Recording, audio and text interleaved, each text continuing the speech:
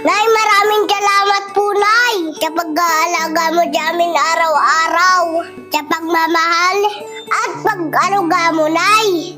Nag-iitsa ka sa puso ko, Nay. Masaya po ako, ikaw nanay ko. Okay lang po sa akin, pangaralan mo po ako, Nay. Pagalitan mo po ako, tsawayin mo po ako.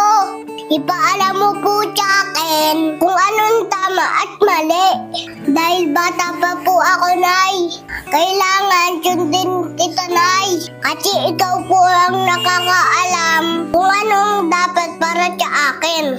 Salamat sa sakripisyo mo sa amin, Nay.